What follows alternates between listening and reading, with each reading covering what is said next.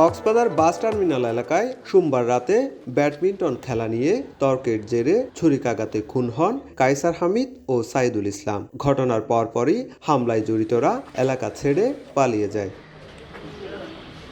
তাদের ধরতে মাঠে নামে পুলিশের কয়েকটি দল। পরে তথ্য প্রযুক্তি ব্যবহার করে কক্সবাজার ছাড়ার আগে খরুশকুল এলাকা থেকে মঙ্গলবার দুপুরে হত্যায় জড়িত দুই ভাই জয়নাল আবেদিন ও কামাল উদ্দিনকে আটক করে পুলিশ। পরে তাদের নিয়ে অভিযান চালিয়ে হত্যায় ব্যবহৃত ছোরা ও লোহার রড উদ্ধার করা হয়। মঙ্গলবার সন্ধ্যায় সংবাদ সম্মেলনে পুলিশ জানায় ২৪ ঘন্টার মধ্যে দুজনকে আটক করেছে পুলিশ।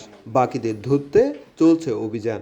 এই চৌকস টিম সম্ভাব্য বিভিন্ন জায়গায় তাদের গ্রেপ্তারের জন্য অভিযান পরিচালনা করে এবং আমাদের অভিযান এখনো চলছে, কারণ আমরা ইতিমধ্যে ২ জন ঘাতককে আমরা গ্রেপ্তার করতে পেরেছি। আরও একজন আমাদের বাইরে আছে, সেটার জন্য অভিযান অব্যাহত আছে।